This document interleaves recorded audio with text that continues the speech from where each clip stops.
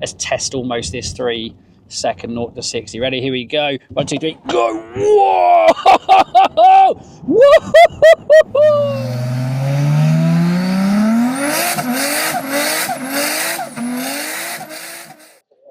Hi guys, Alex, Peak Performance Reviews. Welcome to another vlog and welcome to another car review. Finally, some long form content for you here in the shape of the new MG Cyberster.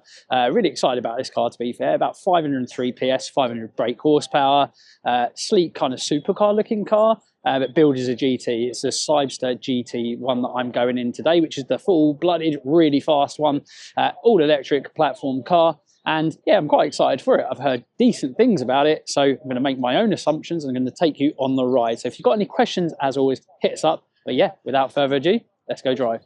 So yes, guys, we are out in the MG Cyberster GT, and yeah, it's quite a kind of awesome looking cockpit in here. It's very actually Supra-like, Mark IV Supra-like, in the sense of it's got the cockpit that kind of dashes round and almost like a fighter pilot type cockpit, and also this 3-stage wrapped round TV screen type kit array in the cluster, which looks really, really nice. And let me tell you about kind of what I can see from the quality of in here. Now, I'll be honest with you, from MGs of late, the quality has never been, ultra premium or premium in any way, shape or form. However, this Cyberster GT is really premium. Unlike the other cars, even things like the X-Power, this feels ultra premium in the fact that I suppose it should do, being £59,995 to be exact. And with 503 brake horsepower, 503 PS, which is about 500 horsepower on the nose, power on this car, it has the absolute potential to be an absolute weapon. Now, this is a effectively is a supercar, or should I say a GT car, but it has basically that animalistic supercar-like potential.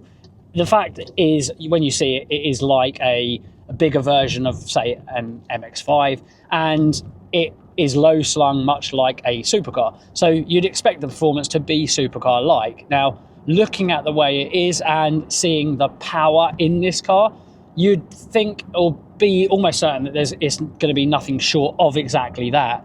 So let's see what the 500 horsepower feels like. I've got it in the eco mode or the basic normal mode, drive mode. I'll put you on the screen now, all the different modes. I think there's 4 different drive modes and a super sport one, which is the all singing, all dancing, big powerful mode. And you've got a push button on the steering wheel that says, quite simply, super sport. So if you want to go straight into the wild setting, which I'm going to go from, I'm not going to have this car for that long, so I'm going to go from mild to wild, and they're the 2 modes I'm going to use, normal mode and the super sport mode. I'll put on screen again exactly what the other modes do, but let's talk about some other headline figures. 500 brake horsepower, 503 PS, and also 533 foot-pounds of torque. Now, in this mode, it feels very accomplished and very, simple, calm, quiet, drivable, not intimidating. And I don't know why, but even though this is a £60,000 car, I felt like it might be subpar in the chassis dynamics department. But I have to say, already on normal mode, this thing is really accomplished. We're on the Millbrook test circuit on the hill climb section, and it would be rude to not put it straight into Super Sport. Everything goes a bit more wild in the cockpit.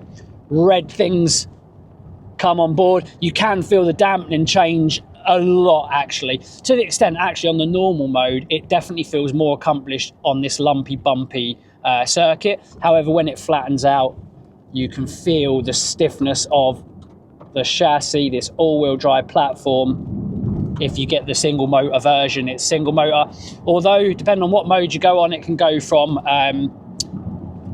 a single motor use to dual motor. And I have to say, I am very impressed with this car straight away. Yes, it's £60,000, but do you know what? If you've got a high-end... Whoa! 500 horsepower, let me tell you. Now, all EVs are heavy. This one is still heavy by many standards at about 1.9 tonne, but actually most are over 2 tonne. So that 500 horsepower and that 533 foot-pound of torque feels wild when you put your foot down, to the extent of I shouldn't be surprised. It does 0 to 60 in 3.2 seconds, which is nothing short of staggering and, yeah, effectively supercar-like. But yeah, I honestly thought this would feel like it shouldn't be £60,000 and it'd feel a little bit cheap. But do you know what? The dampening's brilliant, even over that crest actually, on the Super Sport mode. It feels so accomplished. The brakes have got a nice feel to it.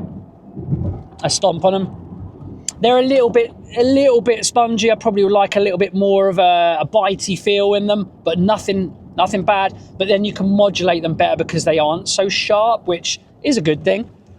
Hitting these apexes, the grip levels are absolutely fantastic. They really are. Let's give it an acceleration pull from low down or near enough 0. Let's give it let's test almost this 3 second 0 to 60. Ready? Here we go. 1, 2, 3, go! Whoa! Woo! Yes! Do you know what? I didn't think I'd like this car as much as I would, and I am liking it. Honestly, I just thought, how can an MG, don't get me wrong, I mean, I shouldn't be too surprised in the fact that the MG 3 X-Power was phenomenal. But this is just another level. This really is another level. I mean, it should be. Like I say, it's £60,000 or $59,995, which puts it into luxury car tax bracket, which we know it would. Anything over £40,000 would. This is always going to be way over a £40,000 car. I'm hearing really good things about the single motor car, which is still way over 300 horsepower. It gives a better range because obviously there's less power. But do you know what? This car, steering weight is beautiful. There's a lot of connection and feel from the front wheels and the rear of the chassis, which on an all-wheel drive car, sometimes they can be very vague and a little bit boring and very poor on the limit and wash away. This car is superb and have a horrible unconnected front end more than anything, with that wash away understeer feel. This shakes around obviously on the Super Sport setting when you get the lumps and bumps around this Millbrook circuit. But let me tell you guys, the chassis on this is bloody excellent. Let's really give it some around this corner. The grip levels. Hitting apexes, clipping, braking, dip in, apex. What a machine. What a phenomenal machine. Do you know what? I thought it feels really stiff when you put it on Super Sport, but I wondered whether it would start to feel nervous, because a lot of cars, when you put them on their wildest setting, they start to feel a little bit nervous. Yes, it's twitching around, but that's more than anything. It's more chassis grip than the car and the suspension and the spring rates feeling unaccomplished. But whatever they've done to this, again, I'm just going to clip this apex round. Woo-hoo-hoo, a little bit of a sideways, bit of action. But I tell you what, it's accomplished, it's controllable, it's precise, and it's fun more than anything. I did not expect to feel and have this reaction in this car. I thought it would be cheap, I thought it would be a little nasty, especially for 60 grand. However, look at this. Wow, MG, well done. Honestly, I mean, I shouldn't be surprised. The X-Power was amazing, the MG4 was phenomenal, but this, it is almost like what the X-Power was in, like that, almost like a supercar frame with even more power. And it has absolutely delivered. Is it practical? No. Would you expect it to be practical? No, come on. However, there is a decent boot space, there is even a little frunk, but it's a sports car. It's a two-seater sports car, convertible roof, which a lot of sports cars these days haven't got. 60k or just under 60k, and it is an absolute flying machine and a little marvel. I have to say, I am so impressed with this car. I don't know really what else I can say. The touchscreen and everything like that works quite well. A lot of the buttons, things like the climate control, are on there, but actually they don't seem too fiddly. The standard kind of driving, how to get it into park, reverse, neutral and drive is very, very simple. It's all on this cluster at the front here. Everything is pretty much in hand and near you. You even have some non-haptic buttons, which is nice. Let's do another acceleration. My face just goes back and my brain gets that kind of feeling in the back of my skull. It is absolutely phenomenal, and I just did not expect it, and I feel out of order for saying that. This car is superb, and I would genuinely own one. I know, you know, it's a lot of money, but, or should I say, let me communicate that for the people that are thinking about getting one. Drive it and test drive it. The power is huge, and you think it'd be too much and cumbersome sometimes for UK roads. Some, you know, publications say that. I honestly think this is a perfect amount for a really fast sports car. This car really does look after you, and damn, is it fast. It is so fast. But the thing is, you can use every single ounce of that brake horsepower. And this is a testing circuit. It's lumpy, it's bumpy. And the more I've pushed it on, actually, the more I've realised that actually the dampening does work reasonably well on these lumpy, bumpy bits. You put it in normal mode when you want to, if you want it to be more sedate and you just want to get a bit more range. Let's talk about that. 277 miles real range is what I'm hearing, and it can do a little bit more. Like I say, it uncouples the drivetrain and effectively gives you one motor if you want it to be. It can extend that range on normal. And then obviously you put it in Super Sport, it will use this all-wheel drive platform, this wonderful all-wheel drive platform with the full beans, fully sending it. Everything is adequate, everything works really well, suspension's brilliant, steering weight and feel is beautiful. It's even got a good turning circle, you wouldn't believe it. What a brilliant, fun, accomplished, superb bit of kit. Let's give it a bit of beans down here. That will never get old. I'll tell you what, if you own one of these and you buy one, that will never get old. The performance of this thing, let's see if we can get it a little bit sideways. It just holds on. The grip is phenomenal, guys. The grip is phenomenal. What a brilliant, brilliant machine. I shouldn't be too surprised at the brake performance because, like I say, the modulation is good. It doesn't have a really sharp bite, but it's got these Brembo 4-pot calipers on there. Nice size, decent size discs, front and rear. So it just looks after you. It has every bit. They haven't not thought about something. They haven't gone, oh, do you know what, we're going to cheap out. Let's not put good brakes on it. They've got that sorted. They've got everything ticked, and they have done an absolute stupendous job of buttoning up this car. What a brilliant machine.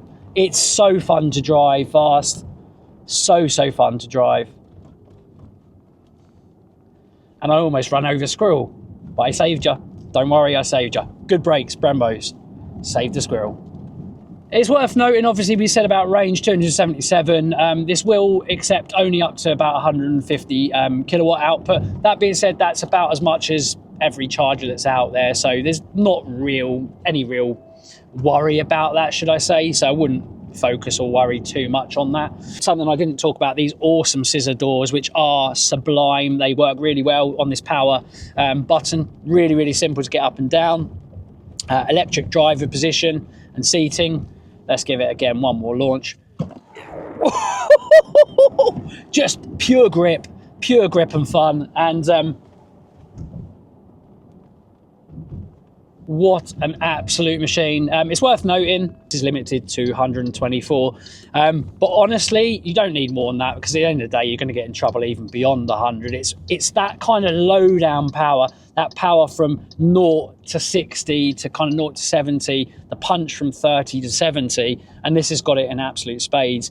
And like I say, it's just got every bit of equipment that you'd want in a even an executive or a GT car, as this is. A really decent range, and the general feel of the quality of the materials in here. The bucket seat is sublime and gorgeous, holds you in really nicely and is beautiful, and the quality is just, yeah, really high. Nice sound system on it as a standard as well, Bose. I don't know what else I can say, guys. I'm not going to make this any longer than it needs to be. What a fabulous, amazing machine this MG Cyberster GT is. If you've got any other questions, guys, that you want to ask, please ask away. We absolutely love this. I love this. I'm going to give it a peak performance reviews rating of 91%. It is a phenomenal car. Yes, it's probably a tiny bit expensive, but I'd probably say tiny bit. I'd probably want to pay £52,000 for this kind of car. Does it warrant the £60,000? Yes, I suppose if you look at everything else that's out there, yes, it does. And it's just simply amazing and brilliant. Guys, I hope you've enjoyed the video. As always, like, share, comment and subscribe. See you again in the next one. Bye for now.